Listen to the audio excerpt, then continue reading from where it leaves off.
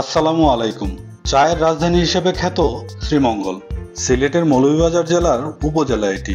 এখানে এসে শুধু চা বাগান দেখে চলে যাবেন তা কি করে হয়? দেখার মতো অনেক জায়গা আছে এখানে। আজকের ভিডিওতে শ্রীমঙ্গলের প্রাকৃতিক সৌন্দর্য সহ থাকবে এই ট্যুরের সম্পূর্ণ ভ্রমণ গাইডলাইন। ভিডিও শুরু করার আগে আপনি যদি আমার চ্যানেলে নতুন হয়ে থাকেন তাহলে এখনই সাবস্ক্রাইব করে পাশের বেল বাটনটি ক্লিক করুন।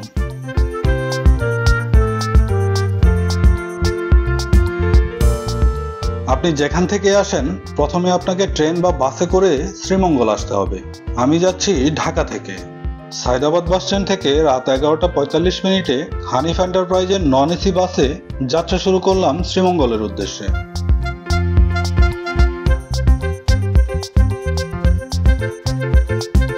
কাল সারাদিন ঘুরতে হবে, তাই আর দেরি না করে বাসে উঠেই দিলাম ঘুম।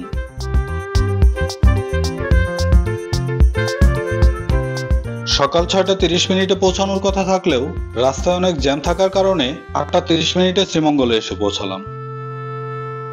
বাস থেকে নেমে ঝটপট নাস্তা সেরে নিলাম 40 টাকায়। সারাদিনের জন্য একটি সিএনজি ভাড়া করে নিলাম। আপনারা যদি সংখ্যায় 8-10 জন হন তাহলে 3 থেকে 3,500 টাকা দিয়ে এই জিপগুলো ভাড়া নিতে পারেন।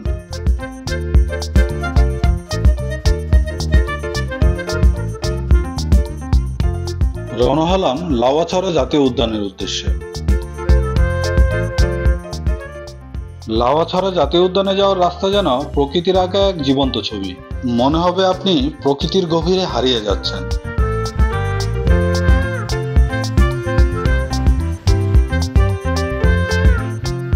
চলে আসলাম কমলগঞ্জ উপজেলার লাউয়াছড়া জাতীয় উদ্যানে। এটি মৌলভীবাজার জেলার শ্রীমঙ্গল উপজেলার লাগোয়া আরেকটি উপজেলা। টিকিট কেটে নিলাম।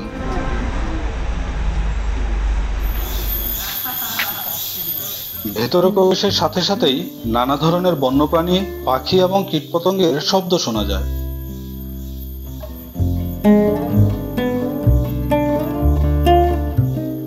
প্রায় সারাক্ষণই সাইরেনের মতো শব্দ হতে থাকে। প্রকৃতপক্ষে এটি এক ধরনের ঝিঝি পোকার শব্দ।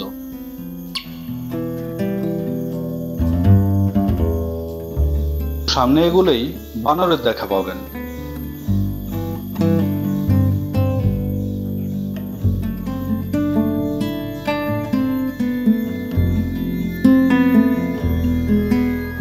ইতিহাস বলছে 1955 সালে এ বনকে সংরক্ষিত ঘোষণা করা হয়, যা আজ দেশের অন্যতম জীববৈচিত্র্যের ভান্ডার। জীববৈচিত্র্যের দিক থেকে লাউয়াছড়া জাতীয় উদ্যান বাংলাদেশের সমৃদ্ধতম বনগুলোর একটি। বৈচিত্র্যে ভরপুর নান্দনিক সৌন্দর্যের অন্যতম স্থান এই জাতীয় উদ্যানটি দেশের ট্রপিক্যাল রেইন ফরেস্ট হিসেবে খ্যাত।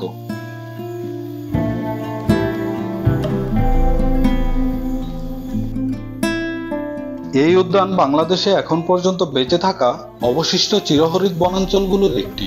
নিরক্ষীয় অঞ্চলের চিরহরিৎ অতিবৃষ্টি অরণ্যের আমেজটা এখানে পুরোটাই পাওয়া যায়। এখানকার গাছপালা খুব উঁচু হয়।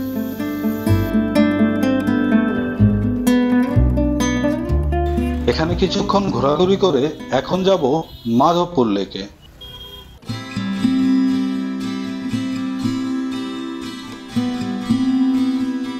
প্রাকৃতিক সৌন্দর্যের লীলাভূমি মাধবপুর লেক, যা দেশি বিদেশি পর্যটকদের কাছে অন্যতম আকর্ষণীয় স্থান হিসেবে পরিচিত।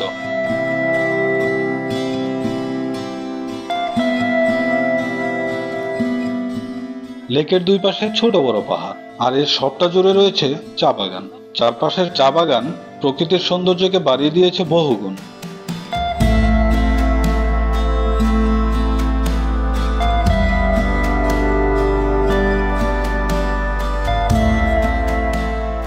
সবুজ চা বাগান, পাহাড়ের মাঝে স্বচ্ছ জলাধার, সব মিলিয়ে মাধবপুর লেক প্রকৃতিপ্রেমীদের জন্য এক অসাধারণ অভিজ্ঞতার জায়গা।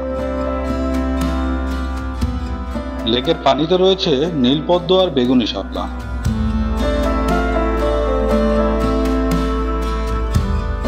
প্রতিদিনই অসংখ্য পর্যটক আসছেন এখানে।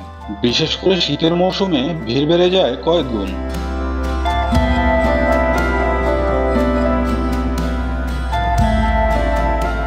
এখান থেকে রওনা হলাম নূরজাহান চা বাগানের উদ্দেশ্যে।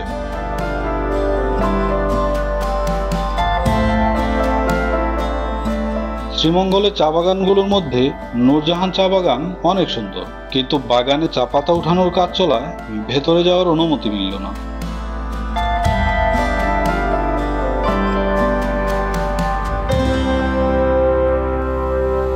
এই হোটেলটায় লাঞ্চ করতে ঢুকলাম। এখানে মূল্য তালিকা দেওয়া আছে, আপনার পছন্দের প্যাকেজ অনুযায়ী লাঞ্চ করে নিতে পারেন এখান থেকে।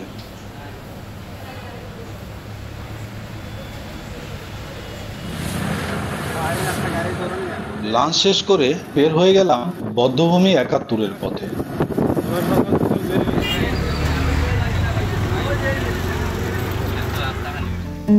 শ্রীমঙ্গলের বধ্যভূমি ৭১ আজ শুধু একটি দর্শনীয় স্থান নয়, এটি ইতিহাস, বেদনা ও গৌরবের মিলনভূমি।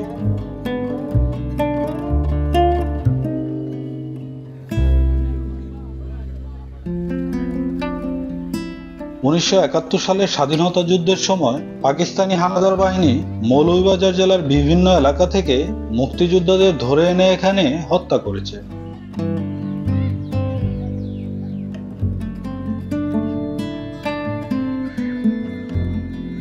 (২০১০) সালে এখানে নির্মিত হয় স্মৃতিস্তম্ভ বধ্যভূমি ৭১ এবং ২০১৩ সালে উদ্বোধন করা হয় ভাস্কর্য মৃত্যুঞ্জয়ী ৭১। শহীদদের নাম ফলকের সামনে দাঁড়িয়ে মনে হলো আমরা যেন তাদের আত্মত্যাগের কাছে ঋণী হয়ে আছি। প্রকৃতির অপার সৌন্দর্যের মাঝে দাঁড়িয়ে এই স্মৃতিস্তম্ভ যেন ইতিহাসের সাক্ষী হয়ে আছে। প্রতিদিন দেশি বিদেশি পর্যটকরা এখানে আসেন, শহীদদের স্মরণ করেন এবং মুক্তিযুদ্ধের চেতনাকে নতুন প্রজন্মের কাছে পৌঁছে দেন। আমার কাছে আজকের ভ্রমণ শুধু প্রকৃতির নয়, ইতিহাসের গভীর পাঠও বটে। বধ্যভূমি আমাদের মনে করিয়ে দেয় স্বাধীনতার মূল্য কতটা গভীর।